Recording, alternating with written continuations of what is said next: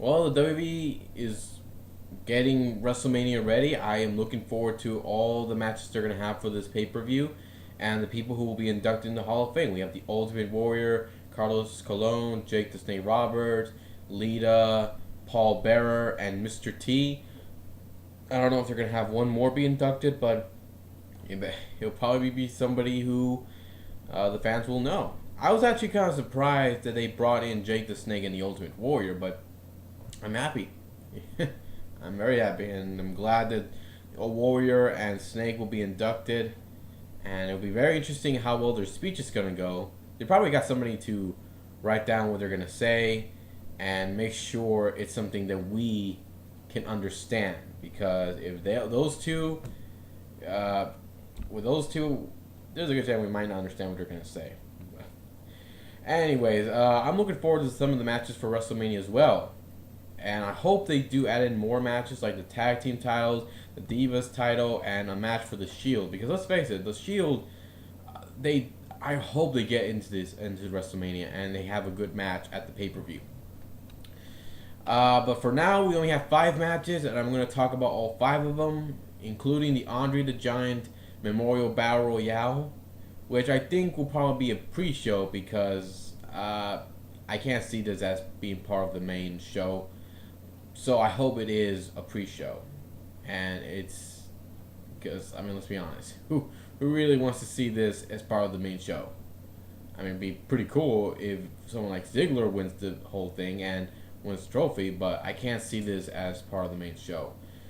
Like I said, I hope Ziggler wins this because he gave a very good speech on SmackDown, and he deserves it. After everything he's done for in just 1 year, he deserves that opportunity, especially since he won the world title. He didn't got screwed out of it, and then they just dropped him from the main event into being a jobber until he had to fight his way back to at least back up to the top, at least mid card. So I hope he wins the whole thing. I hope he wins it, and this Battle Royale doesn't suck as bad as the Divas 25 Battle Royale. That was just horrible. I was there. I was there for WrestleMania 25. That was a horrible match they made. Just absolutely sucked.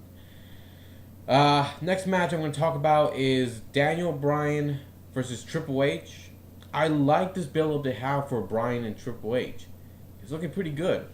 And I like how well they did that whole occupation of Raw thing. That was pretty cool. That was very unique. I did not see that coming.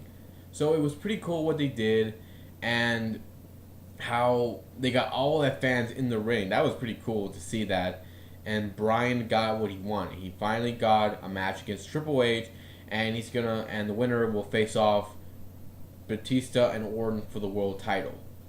Now, originally it was supposed to be CM Punk and Triple H, but CM Punk thought, you know what, screw it. I'm not gonna do it. I'm not gonna go up against Triple H. And that's a real shame too. Daniel Bryan is pulling double for this whole thing, for the whole event, and that's a real disappointment for fans who were expecting CM Punk at the event.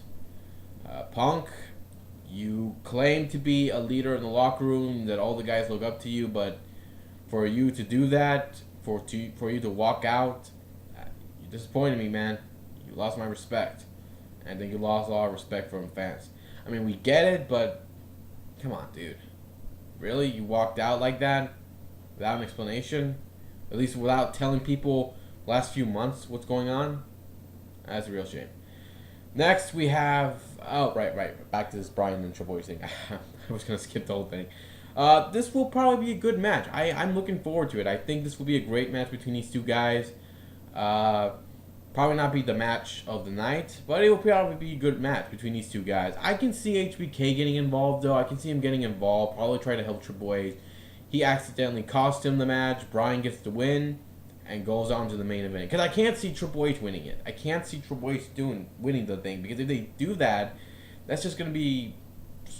This is going to take away... It's going to have all the fans leave, because they want to see Bryan win. If they have Triple H win, a lot of people are going to be turning off their pay-per-views and going to be leaving. So I can see Bryan winning. I can see him beating Triple H and going on for the world title. Next, we have John Cena versus Bray Wyatt. Another match I'm looking forward to, because this will be Bray Wyatt's first WrestleMania match, and going up against someone like John Cena, very interesting to see what happens. We already seen Bray Wyatt get a victory over Daniel Bryan at the Rumble. He teamed up with his family against the Shield in an amazing six-man tag match at the Elimination Chamber. So I can see him and John Cena having a great match. They already are doing a good job with this rivalry and the build-up and the promos. They're doing a good job with this. So I can see this match doing well, and hopefully it does have John Cena put over Bray Wyatt. I don't think he's going to win, because Bray Wyatt is on a roll. And if he beats John Cena, he will, get over, and I think that'd be pretty cool. Because if they have John Cena win, it's gonna be very predictable. But if they have him lose to Bray Wyatt, and it'd be him, passing the torch on and help and getting a young guy like Bray over, so I can see that happening. I can see Bray Wyatt getting the victory, and these two guys continue on their rivalry at Extreme Rules. I can see that happening. I hope it happens. So I see Bray Wyatt picking up this victory and beating John Cena. Next is the Undertaker versus Brock Lesnar 3. These two guys have fought before. They fought in Hell in a Cell, No Mercy 2002. They fought again the year after, No Mercy 2003. Both times, Brock Lesnar defeated the American Badass, the Undertaker. But this will be the first time Brock Lesnar goes up against the Dead Man Undertaker, who's had more victories at WrestleMania than the American Badass. So I'm looking forward to this year's WrestleMania between these two guys.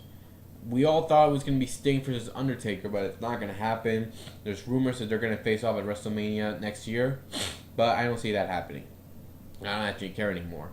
So I'm looking forward to seeing how Undertaker does against Brock Lesnar, because we've seen how Brock Lesnar is since he came back. He's been more aggressive, he's been more dangerous, and that submission hold he uses, I mean, that thing is so painful, and he could actually really break someone's arm with that. So I don't know how they're gonna have Undertaker win, but this will probably be a great match between these guys. Hopefully it's not like what happened at WrestleMania 28, where Triple H was just beating him with a steel chair, and that's pretty much the whole match. But I am looking forward to seeing how well these two guys go at WrestleMania. It's been years since they fought before, so hopefully they still got enough for one more match. Now we get to the main event. Randy Orton versus Batista versus, let's face it, it's going to be Daniel Bryan. And a triple threat match for the world title. This is, once again, the world title being defended at WrestleMania in a triple threat match. And, 10 years ago, they did this before. They had Chris Benoit facing HBK versus Triple H. Now, this is what's interesting about this, and how I find this very similar. When Triple H and HBK came out, everybody booed at them. Nobody cared about them. But when Chris Benoit came out, they gave him a huge cheer. Randy Orton is kind of like Triple H. Batista, kind of like Shawn Michaels. They're both going to get the same reaction. They're both going to get the same boos. So I can see that happening. Daniel Bryan, he's going to get a huge pop. And he's probably going to do well against both these guys. I mean, it's going to be predictable, though. It's going to be Batista and Orton, beating down Bryan and focus on each other. Bryan gets the victory, and he gets his WrestleMania moment and becomes world champion. I can see Bryan doing it. I can see Daniel Bryan winning the world title at WrestleMania. I can see that happening. And that'd be pretty cool. And it would definitely make up for the fans for everything they've done. I mean, for us, the fans, for screwing us out of a great ending for the Royal Rumble, for what happened at the Chamber. So hopefully they do make it right. They do give the fans a great ending at WrestleMania 30 with Daniel Bryan winning the title.